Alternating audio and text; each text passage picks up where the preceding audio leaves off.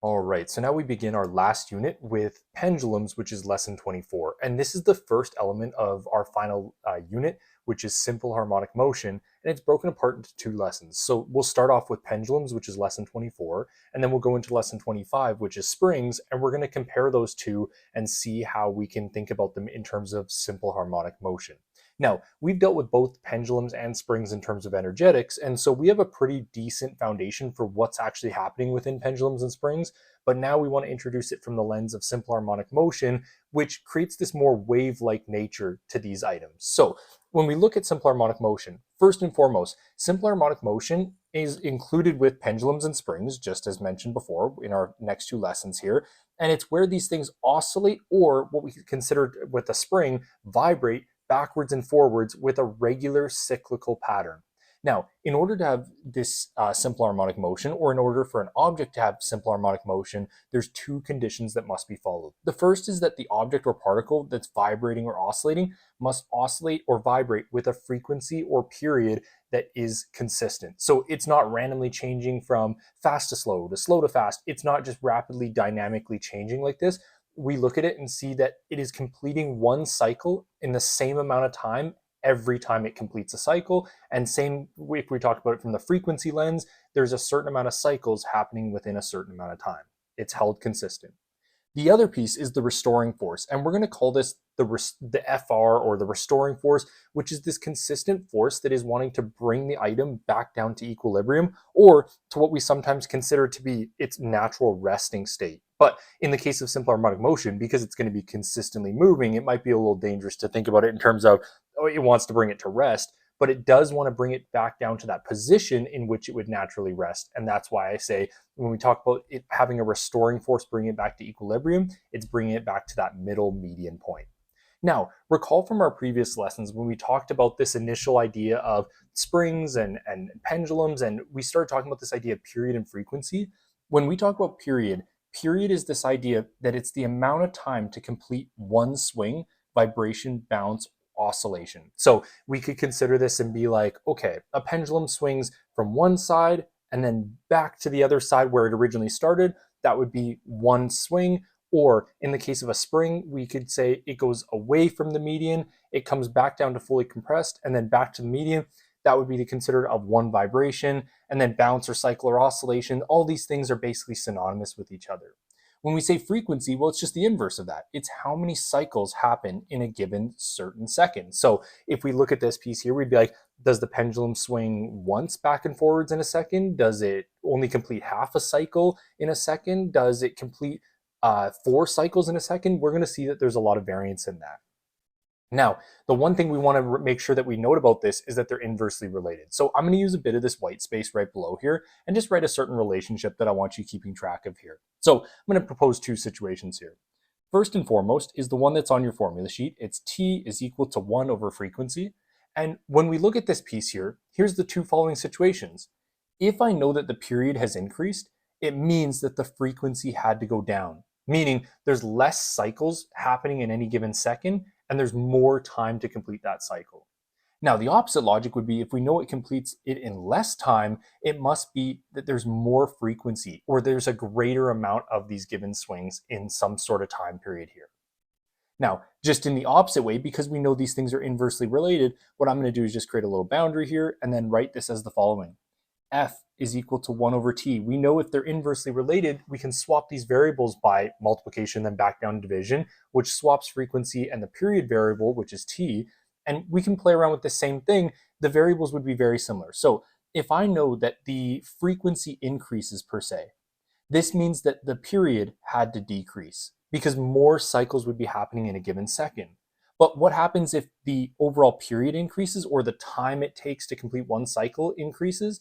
It means that the frequency would decrease. And so it might be a good idea just to have these arrows and this little bit of a visual just to show you that this is the relationship you got to track, is that when one increases, the other decreases. When one decreases, the other increases, just to keep that logic going in your head here.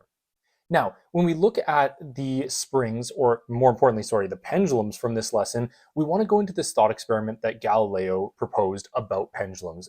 In observation of pendulums, Galileo starts to think about the conditions in which would affect a pendulum and the overall period and just the things that go into the pendulum, what would change given certain variables are changed within the given setup. So Galileo wonders, what if I changed the length of the pendulum? What would happen if I increased or decreased that length of the chain? Or what if I took the mass of the chandelier at the bottom and then I changed that out? Or what would I do if, let's say, I change the starting height or the size of the swing? If I increase it or decrease, what is going to happen into this overall pendulum in terms of the way this pendulum moves? Now, what Galileo finds out is the following, that in this thought experiment and playing around with these variables, the motion does not depend on the mass or amplitude, rather it only depends on the length of the pendulum. And so the length of the pendulum is the critical thing. It could be half a meter, it could be a quarter of a meter, it could be a full meter, infinite amount of combinations of this length, but the length of that pendulum is going to be the most important thing to the period of the pendulum. So how long that the pendulum takes to go backwards and forwards is purely dependent on the length of the pendulum. And then just to highlight it in your notes, the period does not depend on the mass or amplitude. The amplitude simply just meaning how high that swing is or how far that swing is away from the median or the equilibrium point, if we want to call it that. Now, this relationship is derived here. T is equal to 2 pi times the square root of the length of the pendulum divided by the gravitational field strength. And the really awesome thing about this formula is that it introduces this idea where we can calculate for a lot of interesting things from this, including what is the period a pendulum would take, which is the most obvious, which is the T value. We could also calculate for what is the length of a pendulum given certain conditions, whether it be gravitational field strength or the period it takes. And then the last thing, which we're actually going to do in one of our labs in this unit, is calculate for G and confirm that on Earth, our gravitational field strength is 9.81. Because to be honest, if we look at this formula, G is just the general acceleration due to gravity, but we could be on any sort of planet. And so this gives us a nice formula to solve for the gravitational field strength on some sort of given planet or some sort of given environment. Now, the other thing I want you to annotate here in your notes is something a little bit important here, and it's what happens if we vary the length of this overall, like when we vary the length, what is the impact on the overall formula? Because when we talked about proportionalities from the last unit, proportionalities were huge in terms of if we change a variable by a certain amount, how much does it change the period? So in this case, we're going to play around with this and be like, what if we did where if L was changed, so if L is changed, then what happens? There we go. And I'm just going to put a triple dot here. So if we change this this L value here, let's see what happens overall, because what we know is that it does not change it proportionally. And here's why. We're going to just do a simple example below.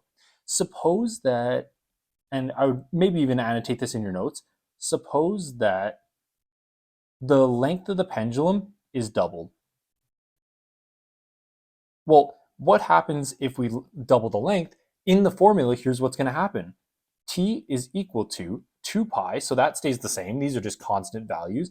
But under the square root, we're going to double L, or instead of just writing it as L over G like it is in the original formula here, now it's 2L over G. And so I'm going to continue this over here and write this as over G. I can then rewrite this formula as T is equal to 2 pi, the square root of L over G multiplied by the square root of 2. Now, what did I do here? I took this square root of 2, or this coefficient term of the L, and just wrote it under its own square root. This is something you can definitely do. You can separate these square roots by Math 10C rules, even Math 11. You would have learned that you can take two items under a square root and put them under their own roots, and this is totally fine. This is actually very natural, as long as they have the same index. In this case, they're both square rooting, so we're good. Now, what does this imply about the change in the period, given that we double the length? When we double the length like this, we're changing the overall term by a factor of a square root of 2. So therefore, if we were to summarize this, T is square root of 2, or roughly like 1.7, or sorry, I should make sure I just actually say the number correct, 1.14 times bigger. So this may be an interesting thing to write in your notes, just to make sure that you have this piece here and be like, if we change this length, it's not directly proportionally changing the period of this swing. So we need to be very careful with that. So if you double the length, it's not like you double the period. It's not that easy. It's not as straightforward. So make sure you would have that in your notes annotated here. Okay, now moving forward onto our next page here, what we want to look at is the following. When we talk about the physics we've to this point, so unit A, B, and C, a lot of the stuff we've been dealing with is in terms of kinematics. So the study of how do we describe the motion of objects in a very specific way, whether it be time, velocities, displacements, accelerations. We then went on to a lot of things with dynamics, including circular motion, motion on ramps. We talked about how objects can accelerate with forces or decelerate with forces. What we're going to do is we're going to implement our knowledge of that unit, or more specifically, unit B, with dynamics to help us understand what is actually happening in a pendulum. And then, because we already have the foundation from our previous unit C, on the energetics of these things, because of that recency, we actually can involve that if we need to for certain things. But we're going to use this hybrid approach between unit B, unit C, and unit D with this new learned material here. Now, here's where we actually get into the specifics of pendulums from a dynamics point of view, or from a point of view of forces. When we look at the following, I want you to zoom into this diagram here, and we want to just annotate one thing very, very specifically that comes up a ton in unit D, and we want to make sure we're good with this.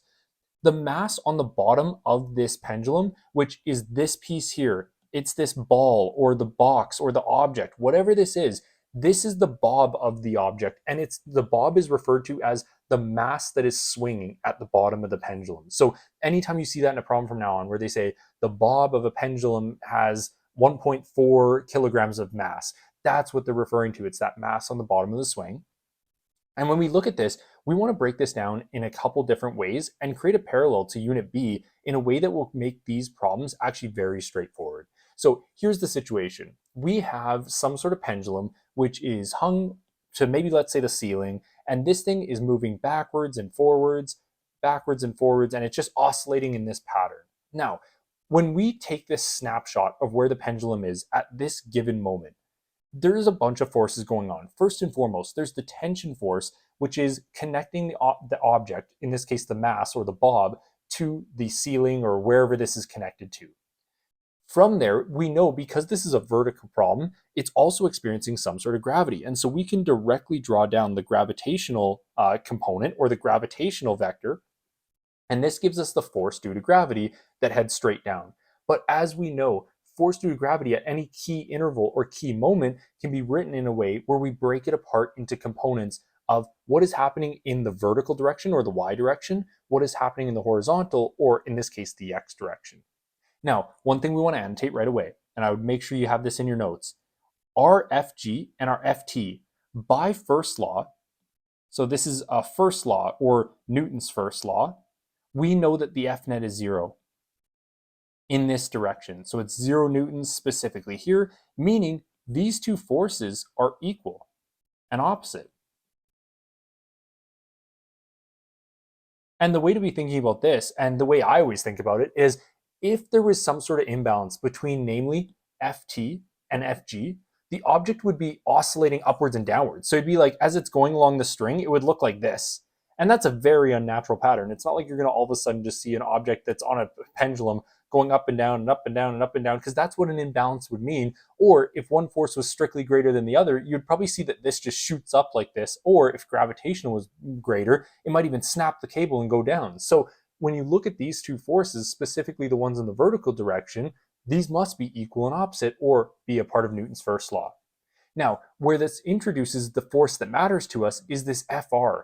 The Fr is what we call the restoring force. It's this critical force down here, and it's responsible for the object wanting to go back down to the equilibrium, or restore back to where its natural rest position would be.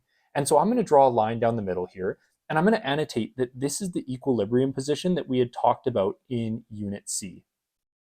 So there's equilibrium, or where the object would want to rest, if you want to put it that way. Now, Fr from a previous unit, what you are going to recognize is, in a second when I draw out inclines, you're going to recognize this as the F parallel, because we could write this one, and I'm going to write Fg perpendicular more clearly. I know it's in the notes as Fg perpendicular as the little subscript, but I'm just going to write it as F perpendicular. Fr is also equal to F parallel from our previous unit that was the force causing the object to go down the incline. It's this component of gravity that is wanting to bring the object back down to wherever that original position is. So Fr, which is also equal to F parallel. I would be okay with you interchanging these, but because it's this unit and we're going to be dealing with a restoring force in springs as well, I would just say write Fr just to be very clear of what we're talking about. But I mean, you're not wrong to say F parallel based on this given section here. Okay, the only other thing I want to annotate here is the following. If they ever ask for a degree angle that represents the degree away from equilibrium or how far the object is displaced from equilibrium, they're talking about this angle here. The beautiful thing is the angle that's created within our forces that are components of gravity is equal to the theta that is displaced from the equilibrium. So you can draw a direct comparison to those and be like, hey, if I can solve for the theta here, I also know the theta up that represents the displacement away from the equilibrium. Great point there. Okay, now something we also want to annotate here is the following. When we talk about the restoring force, they give us this formula here where it says we have some sort of force that is a restoring force and it wants to act towards this equilibrium point or act towards the middle, the median. Well, this also means that because our Ft and our F perpendicular are balanced by first law, it must be that this is the F net. So what I want you to do is write the following. F net is equal to the restoring force, which is equal to Fg sine theta. In this case, this is the same as saying F, Fg, which I mean Fg, I'm going to write it as mg instead, like this. So this is going to become mg sine theta. There we go. So this is what, once you've written this, highlight this all together or box that all together, because this is what we're really saying when it comes to the restoring force. And again, restoring force is the F parallel. So if you really wanted to as well, you can include one more annotation here and be like, from our previous unit, we learned that this was F parallel, or the restoring force, bring it back down. Okay. Now, what's going to be very important for us going forward is the following. As we look at this object, the acceleration is not uniform. I really need you to highlight this. In these situations, acceleration, because of the changing speed of this pendulum at any given point, is going to mean that there is some sort of changing acceleration. And then when we look at the equilibrium point has this acceleration of 0 because it's been fully restored, if you want to think about it that way. And we'll even pull up another diagram in just a second, just to emphasize that. But I really want you thinking that at each individual moment, the acceleration is changing and it's specific to each point along the pendulum. So we can't generalize an overall acceleration. That's where we're going to have to be very specific. And so make sure you highlight or box this piece here where we say, you know what, we can't just simply use our kinematics equations and be like, hey, let's just solve for some sort of basic A value. We can't do this. Rather, what we're going to have to do is use specific conditions at a specific point in order to figure out what the overall acceleration is at a key interval or a key moment rather than for the whole thing. Okay, now when we look at, and I'm going to pull up in a separate diagram here just to make sure we're okay with this piece here, and maybe even, I'll do this all on the separate page because I was thinking maybe I could do something in the margin here, but I'm just going to keep it simple and bring it all into the next page here. All right, as a thought experiment, we're going to go back to that diagram, that pendulum diagram we were just working with, and we're going to propose two situations. First and foremost, draw the following two diagrams. So here's our pendulum, here's our bob or our mass at the bottom, and then this thing is swinging backwards and forwards, but more specifically, it's paused right at the middle here. We're taking a snapshot of its moment right here. Okay, let's label the forces or create our force net diagram or our F net, or free body diagram. Let's make sure I'm clear on that. So in the upwards direction, we have the force of tension. So this is going to be our Ft. In the downwards direction, we know that we always have Fg. And specifically in this problem, we know that these two forces are going to be balanced because if these two forces weren't balanced, the object would be accelerating either up or down, and we know that that isn't the case in this given moment. Now, what I asked in class is the following. If this is the situation and we're directly vertical on the pendulum, meaning we're at the equilibrium position, if this represents the equilibrium position, which I'm even going to draw in blue here, so I'm going to draw a dotted line here and just label that we are in specifically at equilibrium, what does this mean about the restoring force? And lots of the people in the class for that given point said, oh, this means that we are specifically where the Fr or the restoring force, is equal to 0 newtons. And you were totally correct by saying this. When we say that we have this given moment here, and it would help if I spelled equilibrium right, so I'm going to make sure I get this piece here, equilibrium, make sure I got the full word in there. There we go. So this is our equilibrium position. The restoring force is 0. It's at that point, or it's at the median position where it's not trying to restore to anywhere. So it's nicely comfortable right here, but we know the motion of a pendulum, especially one in a vacuum that doesn't have air resistance or friction due to the air, this thing is going to continuously rock backwards and forwards, which then brings up the second scenario we want to look at here, which is the following. I want you to draw another pendulum, same situation, but instead what I'm going to do is I'm going to draw the pendulum off to the left-hand side where the bob is a little bit elevated from the equilibrium position. Now, if you were to draw the free body diagram here, here's what it would look like. You know you have the tension, which goes this way. You know you have Fg, which goes this way. And then what we have is the components of Fg that go here and then across as such. Okay. Now, what I may actually do here is just move this diagram over just a touch because I don't want them crossing over too much, especially because we're going to have to label this. And so we're going to try and make sure that's a little neater. There we go. Perfect. This is excellent. All right. So now we have our components here. We have our component here. Let's label it all together. So we have Ft going up. We have our Fg in the reverse direction. And then we have our F perpendicular here. We have our F parallel, or what we call as our FR. I would probably stick to FR, especially as we're doing this unit here, just to make sure that you're fully understanding what this restoring force is. And then we have theta here. We have theta here. Okay, if I was to ask you, which direction is the object accelerating in this case, I really want you to think about this from the idea of what is the restoring force trying to do. Now, this was from the following. We, on the previous page, had seen an object that was on the right-hand side, and it was trying to restore back to the equilibrium on the left. In this case, we've now passed through equilibrium, and now we're on the left-hand side. If we know that the FR right here, this FR is equal to the Fnet, then it must be, because this is the Fnet being mass times acceleration, this means that the FR is trying to restore the bob, as we want to call it, to the right. So the bob on the end of this, its natural tendency at this point is, because the Fnet is going this direction, what direction is that? It's towards the right, or it's bringing it back down this way.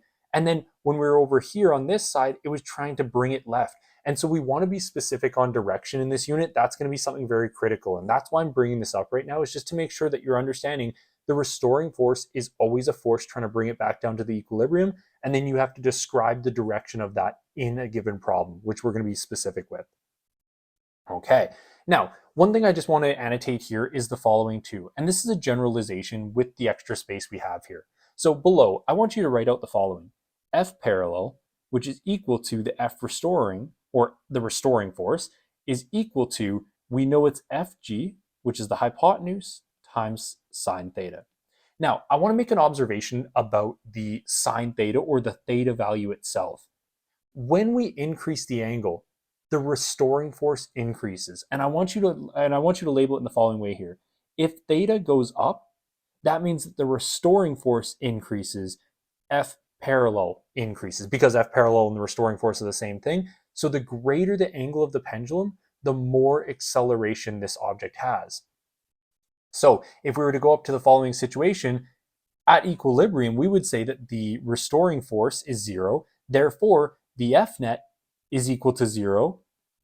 And if the Fnet's equal to 0, that means that there is no acceleration. Acceleration is equal to 0 at that point.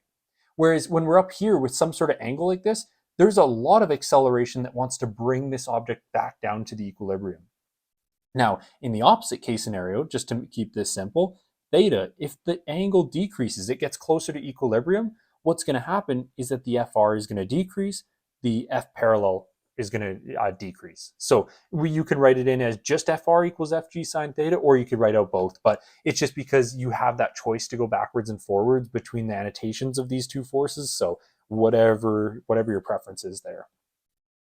Okay, now heading forward here, what we're going to do is I just want to look at one simple example that debriefs us through exactly what I was just saying and ties it all together. So in this situation, they say determine the acceleration or the momentary acceleration of a 0.25 kilogram pendulum bob. Remember, pendulum bob refers to the mass on the bottom.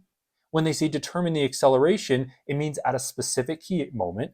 And they say as it passes through an angle of 16 degrees to the right of equilibrium, meaning this degree right here is 16 degrees. This angle right here is 16 degrees. Remember, because those two things are the same. So pendulum bob, mass on the bottom. Degree is the same for both of these two. So that's our displacement to the right of equilibrium point. And then at this point, we want to be really critical and be like, okay, so which way is it trying to restore? It's trying to restore itself back to the left. And so I'm even going to draw an arrow like this and say the FR is moving to the left because it wants to restore back down to that equilibrium point, which we could annotate as this middle section here. Okay, so it's wanting to go left. We know the restoring force can be the hypotenuse Fg times sine theta to the left direction. And what you notice is in these problems, they restore this idea that forces have direction. I know we've kind of taken our foot off the gas on that side a little bit in Unit C, but we want to reintroduce directionality when it comes to forces, especially with these pendulums. Now, once we have that restoring force, this gives us a lot of power because, again, by Newton's second law, if you have some sort of acceleration and the only force in this situation is the Fr, it means that your net force is equal to the restoring force. And so I really want you to write this out in your notes. Fr over the mass is equal to this because Fnet is equal to the Fr. That's a really, really critical crossover to make. We introduce our directions and we find that when we restore or where we have this restoring force at that given moment, that force corresponds with this acceleration bringing the ball back to the left. So at an interval of 16 degrees away from the equilibrium point, we find that the acceleration at that instantaneous moment is 2.7. Now, as it gets closer to equilibrium, we would expect this number to drop, but in this spot, it's going to be 2.7. And then as it gets to closer to equilibrium, or as the bob moves from here closer and closer and closer, we're going to see that eventually the acceleration is equal to 0 meters per second squared right at that equilibrium point here. Okay, now here's where we go into the examples and we want to make sure that we're very specific on how we solve these things. I don't think the math is that challenging when it comes to these things. It is a little bit plug and chug, but you have to theoretically understand everything there. So that's why I went into such detail on the pendulums and the pendulum terminology. I would highly recommend you even rewatch this earlier section just to make sure you're good.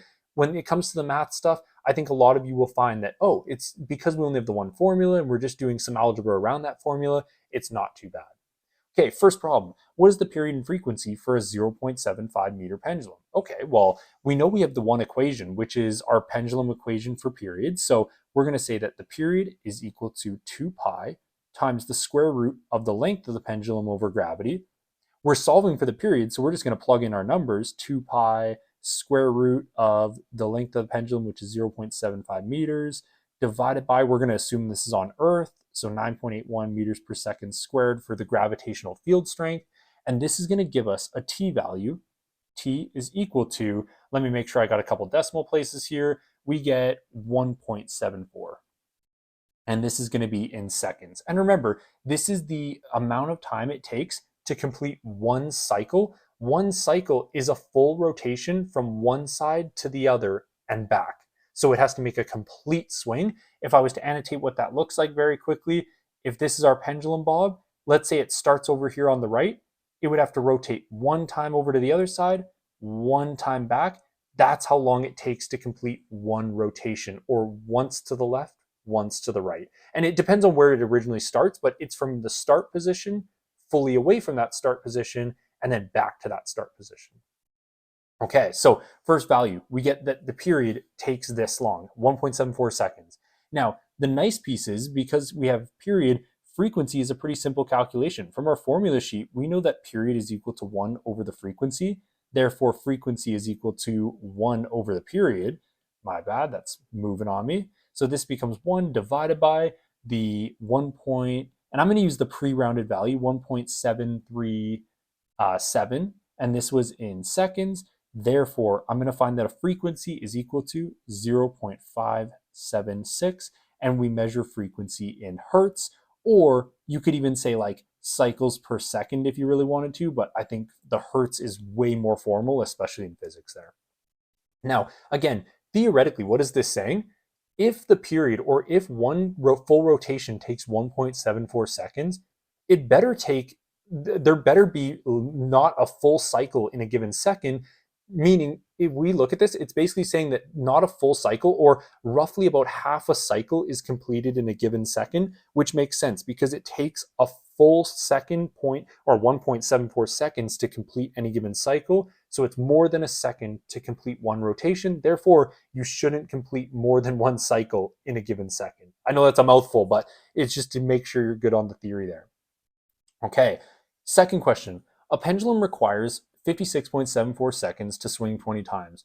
What is the period, frequency, and the length of the pendulum? Okay, first and foremost, we're going to find the period and frequency. To do so, what we're going to do is for step number one, period is equal to, for this piece here, they gave us enough information to use our classic definition of this, which is let's take the total amount of seconds, which is 56.74 seconds, divide it by the total cycles, which is 20 cycles, or the 20 times it rotates and goes backwards and forwards. And this is going to give us a value equal to 2.837 seconds. Now, in the answer key, it's 2.84 seconds because of the three significant digits. So we'll just make sure we replicate this for our period.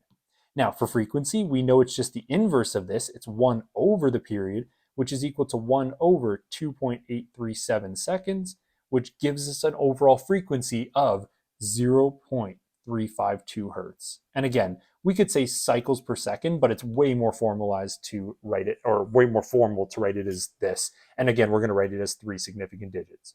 So it takes almost 3 seconds to complete one cycle. Therefore, we should definitely not complete more than one cycle in a given second. It should be a lot less. In this case, it's like a third, or even like you can consider this a fourth of a cycle in a given second.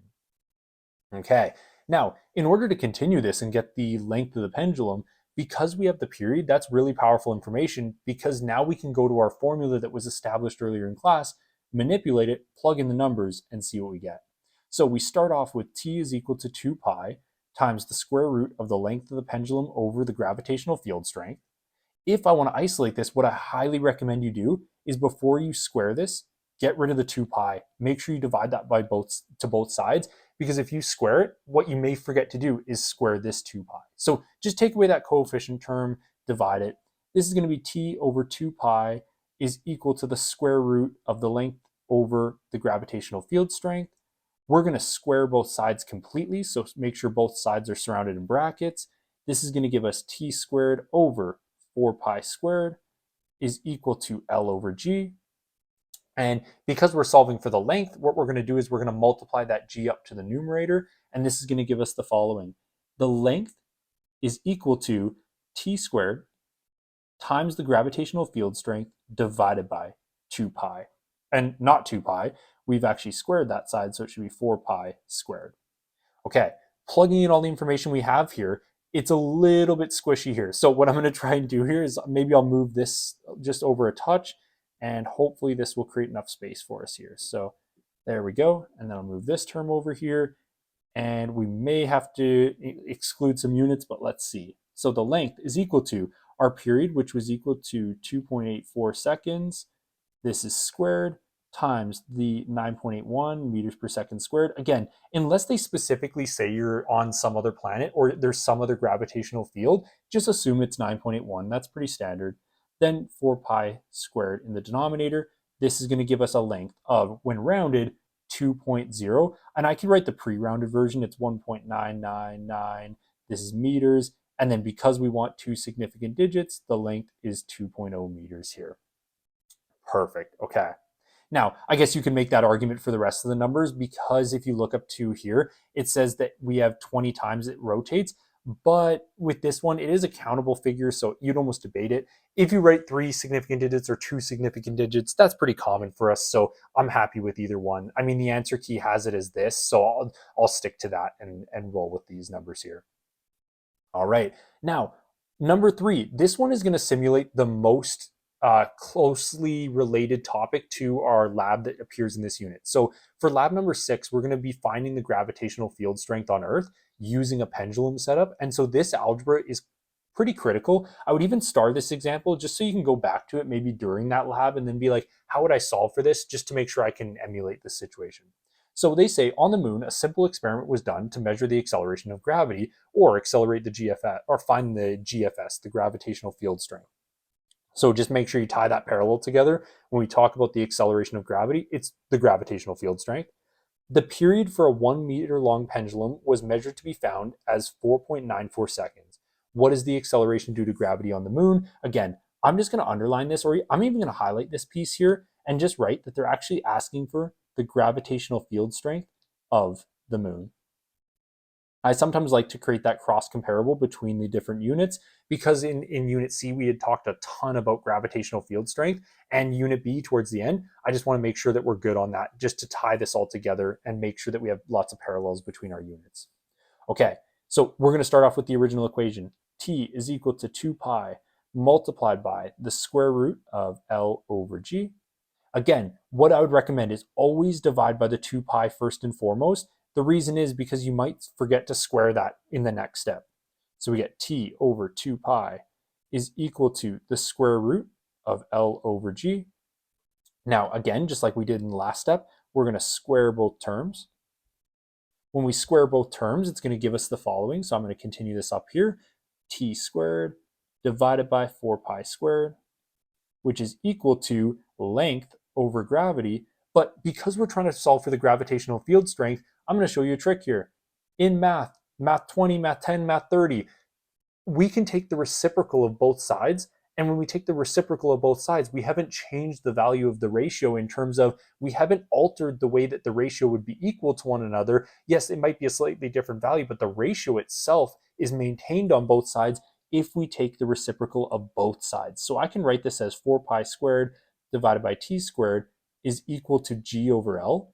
And now this saves me a little bit of algebra because rather than having to cross multiply and divide, I've now just done the reciprocal. The only step I have to do from here, just multiply the L up to the numerator. Okay, now continuing this up above, when I multiply the L up into the numerator, this becomes, and I'll write the G first, gravitational field strength of the moon is equal to 4 pi squared multiplied by the length of the pendulum divided by t squared. Now to plug in the numbers, our gravitational field strength is equal to 4 pi squared times the length of the pendulum, which was 1.0 meters. And then this is all divided by the period squared, which they said was 4.94 seconds squared, giving us a gravitational field strength equal to 1.62 meters per second squared. Now, this is our gravitational field strength on the moon. Again, the algebra and the overall math and the numbers in here aren't that complex, but you want to be thinking about this from a logic standpoint of connecting multiple units together. When we look at this problem, this will help us a lot with, again, solving for lab number 6, because we're going to be solving for the gravitational field strength on Earth, given a pendulum setup and an experiment. But on top of that, I want you thinking about it from the following lens. We know that the mass of the moon is less than the mass of the Earth.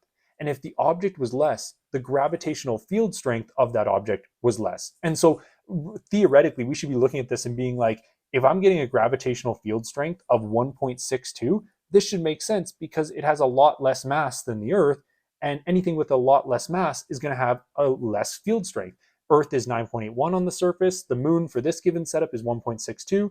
Seems pretty reasonable. Now, we can't guarantee for certain just using our like just looking at the sun's surface value being like, yeah, that's 100% correct. But as long as we did all the math in this situation right, we could assume that this would be very accurate to this given setup, given that all these conditions were exactly as they are. Now, again, you may look it up and get a totally different value for the gravitational field strength on the moon, but this would seem pretty reasonable for it. Okay, now, number 4, our final problem before you go into your assigned questions for your homework to get some work with these. They say we have a pendulum bob, which has a mass of 250 grams, experiences a restoring force of 0.468 newtons. Through what angle is it displaced? Okay, really interesting right away. Again, I've warned you about this the entire year. We know the pendulum bob represents the mass on the bottom, but I have a huge issue with how this is written.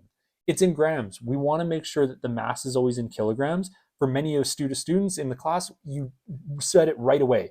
This is the same as 0.250 kilograms because we divide it by 1,000 in order to put this from grams to kilograms. And then if we had something like a different unit, we may have to do some sort of different calculation. But this is pretty standard, is that they would give it to you in grams and expect that you catch on to this and be like, it's got to be in kilograms before I go into this because I want the standardized units. Just to look at it closely, restoring force is in newtons, not anything that's greater or less in terms of magnitude. So good, we have our standard Newton measure. What angle is this displaced? Now, what we want to draw is the following, and I highly recommend you draw this in your notes to make sure that you have full comprehension of what this is saying. We have a pendulum that is displaced by some sort of angle, and here's the pendulum bob. We have a bunch of forces that are on this. So in the free body diagram, I would draw, we have some sort of tension force this way, we have gravitational this way. The components of the gravitation are the vertical and the horizontal as such. And so let's label this together. This would be your tension force. This is your gravitational force. This is, and whoop, shouldn't put it there. This is your gravitational force, Fg.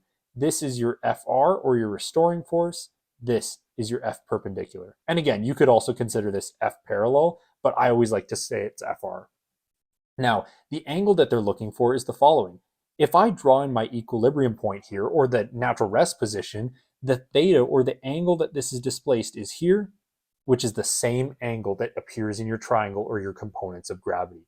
Now, what does this say about how we get our answer here? We want to isolate this and be like, okay, well, let's draw out our Fnet statement. Our Fnet is equal to, we know that the Ft and the F perpendicular are balanced with one another. So those don't have any bearing, meaning only the restoring force is causing this to go back down to equilibrium. The restoring force is equal to the hypotenuse Fg times sine theta, because it's in the opposite position. When we look at this, we go, hey, this is the force we're looking for. To solve for it, we would have to take our hypotenuse, multiply it by the sine ratio, because this is in the opposite position. And now, to solve for the angle, because we were given the restoring force in the beginning problem here, which we maybe should have annotated, this is our Fr, our restoring force is equal to 0.468 newtons. We also have the fact that we know that Fg expands to mg, and we're going to assume this is on Earth again. And so here's what our new term will look like. Fr is equal to mg sine of theta. And before I plug in numbers, what I'm going to do is just isolate for theta, starting by dividing by mg. When I divide both sides by mg, I get the Fr divided by mg equals sine theta.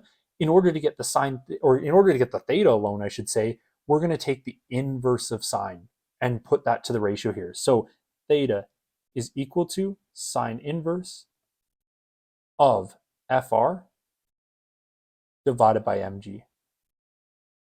Now to plug in all the numbers here and get a value. Theta, or the angle that it's displaced, is equal to sine inverse theta, or the inverse of sine, I should say, not sine inverse theta. I don't even know what I'm saying there. There we go. The inverse of sine. And then in the numerator, we have 0.468 newtons, which is the restoring force, or the force at that specific moment.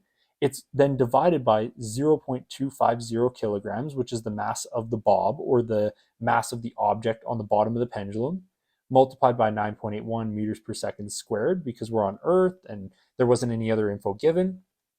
And therefore, we can write this as the following. Maybe I'll just arrow over here.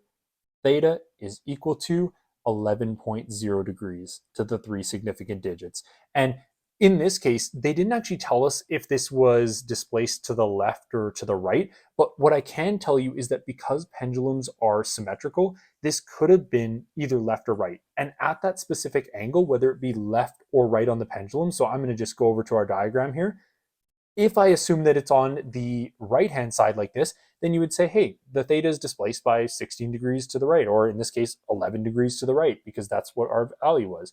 We ended up getting that this theta, and I'll write that even a little bit more neatly, was 11.0. But because this pendulum is symmetrical, just like I was saying a second ago, I could also have it over here, and that angle that we would get here would be the exact same on this side, given those conditions. Because remember, when we talk about it having a certain restoring force, that certain restoring force is very specific to this key point. It's right here that the restoring force is that. And then as this pendulum swings to different positions, the restoring force changes. And on top of that, the acceleration changes, the angle changes, all that other good stuff. So it's really important that you recognize that as we look at these pendulums, we got to be looking at them from a point of view of different snapshots of different points in time. So at different points within this pendulum swing, we're going to have different conditions, which leads to different results for forces, accelerations, and angles. Okay, now here's where you want to get your practice with these assigned questions. Make sure you answer all of them. I know some of the algebra might be very straightforward with these things, but the more practice towards that mastery you can get, you should be able to recognize all the theoretical components that are embedded within these questions. And then also take a second to reread the whole lesson over again, or even rewatch this again towards the beginning where I was explaining those differences in the pendulum, how the acceleration changes, how the restoring force changes at different points, and just make sure you're really thorough on that, because simple harmonic motion is broken into these 2 points, pendulums and springs, and you want to be like really, really good with both of these together. All right, good luck on your practice problems.